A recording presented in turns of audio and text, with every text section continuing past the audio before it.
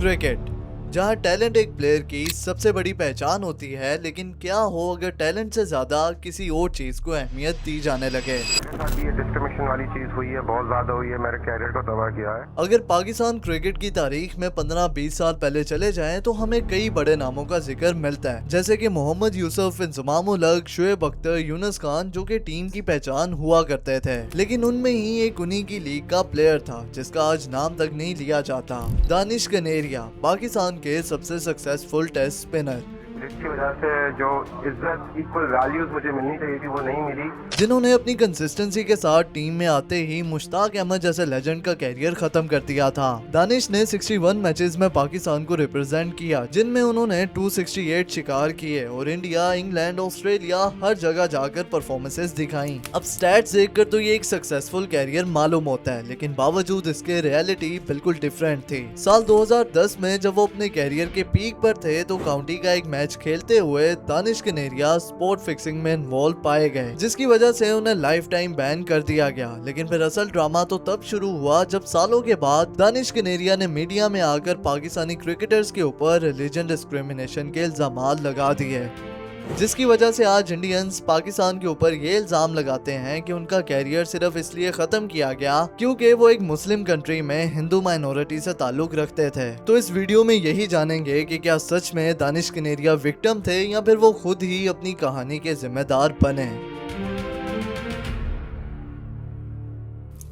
आज अगर पाकिस्तान के टॉप टेस्ट विकेट टेकर्स की लिस्ट को देखें तो दानिश कनेरिया का नाम चौथे नंबर पर नजर आता है, जिससे ये बात तो कंफर्म होती है कि दानिश कनेरिया अपने टाइम में कितने बड़े प्लेयर थे। और उससे भी मुनफरिद बात ये कि हिंदू रिलीजन से बिलोंग करने वाले ये ओनली सेकंड प्लेयर थे जो पाकिस्तानी टीम में खेले। इससे पहले इन्हीं के कजन अनिल दलपात थे जो as a wicketkeeper Pakistan के लिए खेल चुके थे। वेल, इनके अर्ली कैरियर की बात करें तो टीम में इनका सफर शुरू होता है साल 2000 में, जब 99 के डोमेस्टिक सीजन की ब्रेकआउट परफॉर्मेंस के बाद इनका नाम इंग्लैंड के खिलाफ होने वाली टेस्ट सीरीज में आ गया, जहां फैसलाबाद टेस्ट में मोइन खान की कैप्टनसी के अंडर सिर्फ 19 साल की एज में अपना टेस्ट डेब्यू किया। अपने डेब्यू मैच में तो इनकी कोई खास परफॉर्मेंस नहीं आई, और अगर मोइन खान के ही लफ्जों में सुने तो डेब्यू वाले दिन जब उन्होंने बॉलिंग की तो पहले सेशन के अंदर बहुत ही बुरी बॉलिंग की उन्होंने, उनसे अच्छी बॉलिंग नहीं हो रही थी। आई वाज आल्सो कंसर्न, और जब हम लंच पे वापस आए तो Danish was literally crying with tears on in his eyes। अब थे तो वो टीनेजर, लेकिन टैलेंट उनमें कूट कूट कर भरा हुआ था। अब इनसे पहले जो पाकिस्तान को लेजेंडरी लेग स्पिनर मिले थे like the great Abdul Qadir and Mushtaq Ahmed, तो उनकी तरह इनके पास फ्लाइट डिलीवरी नहीं थी, बल्कि इनका वेपन था बाउंस और कंसिस्टेंसी, जो बल्लेबाजों को मिडल द स्टंप्स बो रखकर ट्रैप करते थे। और जब टैलेंट के साथ साथ पैशन आप में मौजूद हो तो आप आउटशाइन कर ही जाते हो। दानिश कनेरिया का भी कैरियर चमकता है साल 2003 में, जब पहले बांग्लादेश और फिर साउथ अफ्रीका के अगेंस्ट परफॉर्मेंसेस देकर दानिश ने अपने टैलेंट का लोहा मनवाया। इससे पहले टीम में जहां उनका इन एंड आउट लगा हुआ था, इन सीरीज के बाद तो उन्हें कंसिस्टेंट मौके दिए जाने लगे और वो पाकिस्तानी टीम का एक इम्पोर्टेंट पार्ट बन चुके थे, जिस सिलेक्शन को फिर उन्होंने अपनी परफॉर्मेंसेस से जस्टिफाई भी किया। 2003 में जब साउथ अफ्रीका पाकिस्तान के टूर पर था तो लाहौर टेस्ट के दौरान हिस्ट्री ने वो टाइम भी देखा जब एक एंड से दानिश कनेरिया और दूसरे से मुश्ताक अहमद पाकिस्तान के दो ग्रेट लेग स्पिनर्स बॉलिंग कर रहे थे, और उस मैच में लिटरली दानिश ने मुश्ताक अहमद को भी पीछे छोड़ दिया और 111 रन देकर 7 खिलाड़ियों को आउट करके वो मैन ऑफ द मैच बने। और यही वो टाइम था अर्ली 2000s का जब दानिश कनेरिया ने आकर अपनी बॉलिंग से मुश्ताक अहमद का कैरियर खत्म कर दिया, और पीसीबी ने भी फिर मुश्ताक को बिठाकर दानिश को चांसेस दिए। साल 2004 में जब पाकिस्तानी टीम ऑस्ट्रेलिया के मुश्किल टूर पर गई तो वहां 3 मैचेस खेलकर दानिश ने 15 शिकार किए, वो भी ऐसी पिचेस पर जो कि स्पिनर्स के लिए ग्रेवयार्ड थी। उसके बाद जब उसी साल पाकिस्तान ने इंडिया का टूर किया तो 3 मैचेस की टेस्ट सीरीज के आखिरी मैच बेंगलुरु टेस्ट को जितवाकर सीरीज लेवल करवाने में इनकी बॉलिंग का भी बड़ा हाथ था। Victory for Pakistan! जहां भी दानिश 3 मैचेस में 19 विकेट्स पिक करते हैं। तो इस दौरान दानिश कनेरिया अपने पीक ईयर्स की क्रिकेट खेल रहे थे, जिसके बाद जब 2005 की वो फेमस इंग्लैंड सीरीज जहां शुएब अख्तर और दानिश कनेरिया ने इंग्लिश बल्लेबाजों को टिकने ही नहीं दिया था, ये सब दानिश की स्टैंड आउट परफॉर्मेंसेस थी जो उन्होंने अपने कैरियर में दी। लेकिन इस सब के बावजूद भी उस तरह से कंसिस्टेंसी दानिश में नजर नहीं आ रही थी। बट 2006 ऑनवर्ड्स उन्हें चांसेस मिलते गए, यहाँ तक के 2006-07 के बीच उन्होंने 20 टेस्ट मैचेस खेले खेले जिनमें उन्होंने 77 विकेट्स पिक की। तो यहाँ पर तो ये क्लेम वैसे ही रद्दी की टोकरी में फेंक देना चाहिए कि उनके प्लेइंग डेज के दौरान पाकिस्तान क्रिकेट बोर्ड ने उनके हिंदू होने की वजह से उनसे कोई नाइंसाफी की है। अगर ऐसा कुछ होता तो उनके कैरियर के दौरान उन्हें इतने चांसेस ही ना मिलते, बल्कि उस टाइम पर इंजमाम उल हक जिनकी कैप्टनसी के अंडर कनेरिया ने सबसे ज्यादा क्रिकेट खेली, खुद दानिश का ये कहना है कि उन्होंने इनको सबसे ज्यादा बैक किया। लेकिन फिर सवाल ये पैदा होता है कि एक टाइम पर पाकिस्तान का सबसे कामयाब स्पिनर जो कि ऑलमोस्ट हर सीरीज में ही परफॉर्म कर रहा था, फिर एकदम से टीम से गायब कैसे हो गया। तो ये कहानी शुरू होती है मई 2010 में, जब पाकिस्तान इंग्लैंड के इन फेमस टूर पर था। दानिश कनेरिया बी स्क्वाड का हिस्सा थे और पहले टेस्ट मैच में ही दानिश को खराब बॉलिंग की वजह से अगले मैच के लिए बेंच पर बिठा दिया जाता है, जिनकी जगह फिर उस वक्त राइजिंग स्टार सईद अजमल ने ली। अभी दानिश कनेरिया पुअर परफॉर्मेंस का बोझ लिए चल ही रहे थे कि उसी वक्त एक नया पेंडोरा बॉक्स खुल गया, जब इंग्लैंड में उन पर स्पोर्ट फिक्सिंग के एलिगेशंस लग गए।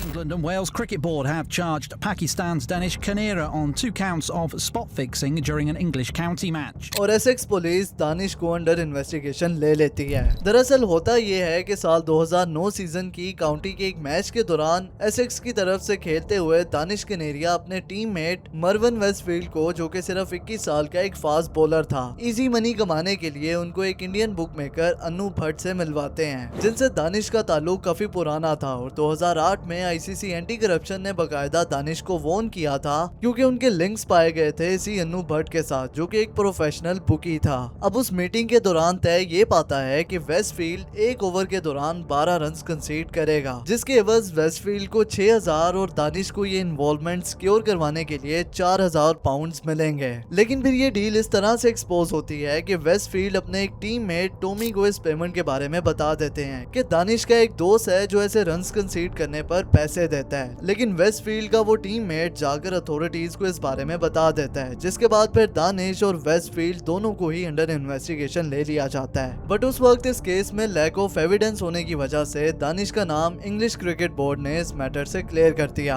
अब ईसीबी ने तो वक्ती तौर पर दानिश को क्लियर कर दिया था, लेकिन पीसीबी की तरफ से वो क्लियर नहीं हुए। उस इंग्लैंड के कंट्रोवर्शियल टूर के बाद पीसीबी की जानिब से एक कमेटी बैठी थी जिसमें उन सभी प्लेयर्स की हेयरिंग हुई जिन पर शक थे, जिनमें कामरान अकमल, शुएब मलिक और दानिश कनेरिया वगैरह का नाम शामिल था। लेकिन उनमें दानिश पीसीबी को सेटिस्फाई नहीं कर पाए, जिसकी वजह से उनका नाम, जो कि इनिशियली उसी साल की साउथ अफ्रीका टेस्ट सीरीज के स्क्वाड में आया था, उन्हें इसकी वजह से ड्रॉप कर दिया गया।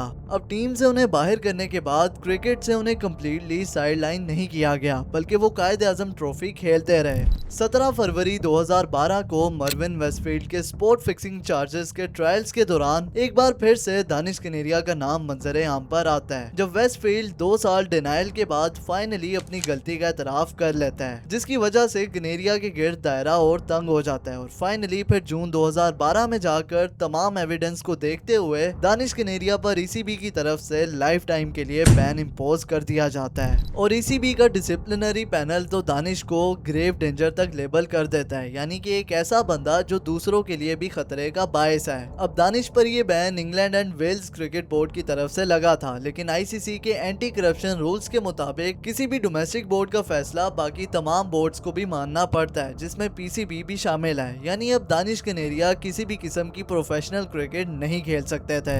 इस बैन के ऊपर दानिश कनेरिया ने 2 बार अपील भी की, लेकिन दोनों बार ही ईसीबी इस अपील को रिजेक्ट कर देता है। और एक स्टेटमेंट आती है कि ना ही दानिश ने अपना गिल्ट एक्सेप्ट किया है और ना ही उन्होंने अपने करप्ट एक्शंस पर किसी भी किस्म का पछतावा दिखाया है, जबकि उनके अगेंस्ट स्ट्रॉन्ग एविडेंस मौजूद थे। वेल, अब दानिश कनेरिया पर स्पोर्ट फिक्सिंग के चार्जेस तो प्रूव हो चुके थे और उनका कैरियर खत्म हो गया था, लेकिन तब भी उस वक्त कई फॉर्मर प्लेयर्स ने दानिश कनेरिया को सपोर्ट किया, जिनमें लेट अब्दुल कादिर और Rashid Latif top of the list थे। जिसके बाद दानिश 6 साल तक अपने ऊपर स्पोर्ट फिक्सिंग के चार्जेस का डिनाई करते रहे, लेकिन फिर 2018 में जाकर दानिश ने फाइनली इन्हें एक्सेप्ट कर लिया। Danish Canaria, and I admit that I was guilty of the 2 charges brought against me by the England and Wales Cricket Board in 2012. अब यहाँ पर ऐसा लग रहा था कि इस केस की असलियत खुल चुकी है। पहले जो आमिर आसिफ बट ने किया था, अब उसी चीज का दानिश कनेरिया भी हिस्सा बन गए हैं, जिसकी वजह से पाकिस्तान की रेपुटेशन मजीद खराब हुई थी। लेकिन फिर उसके कुछ सालों के बाद ही दानिश कनेरिया ने ऐसे क्लेम्स कर डाले कि जिसने पूरा एंगल ही बदल दिया और सोशल मीडिया पर एक तूफान बर्पा हो गया, खासकर इंडिया की जानिब से, कि दानिश कनेरिया का कैरियर किसी और वजह से नहीं बल्कि उनके सिर्फ हिंदू होने की वजह से पाकिस्तान ने खत्म किया है। दरअसल कनेरिया ने रिसेंट टाइम्स में जो कंट्रोवर्शियल स्टेटमेंट्स दी, उसमें उन्होंने ये कहा कि उनके प्लेइंग डेज में उन्हें बार बार डिस्क्रिमिनेशन का सामना करना पड़ा था। स्पेशली शाहिद अफरीदी का नाम लिया कि वो उनको रिलीजन बदलने को फोर्स करते थे, और ये भी कि उनके हिंदू होने की वजह से कई खिलाड़ी उनके साथ बैठकर खाना खाना पसंद नहीं करते थे, जिसकी वजह से दानिश कनेरिया अपने आप को आइसोलेट फील करते। जिन क्लेम्स को उस वक्त सपोर्ट मिली जब शोएब अख्तर ने एक शो के दौरान ऐसा ही कुछ जिक्र किया। तू हिंदू है ना,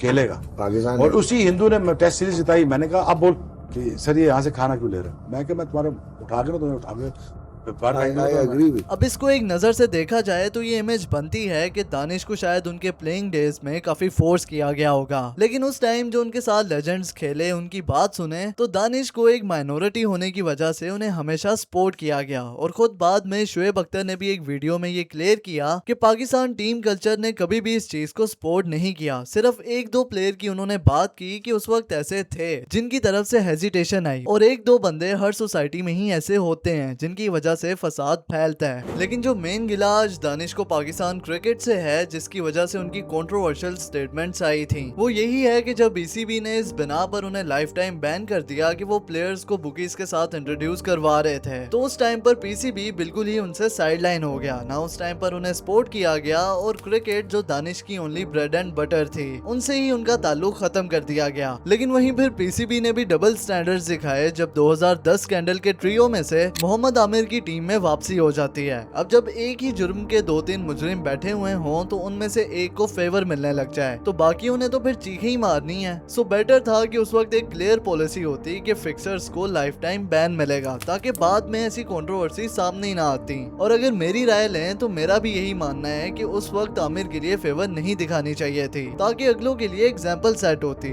लेकिन याद रहे यहाँ पर ये जो रंग दिया जाता है ना कि आमिर को तो फेवर मिल गई लेकिन दानिश को नहीं मिली because he was Hindu, so that wasn't a case. Aamir को उस वक्त इसलिए सपोर्ट किया गया था बिकॉज ही वॉज यंग डम, 19 साल का एक एक्सेप्शनल टैलेंट जिसका अभी पूरा कैरियर पड़ा हुआ था। वेल, इस बारे में what do you guys think? Do let me know in the comment box.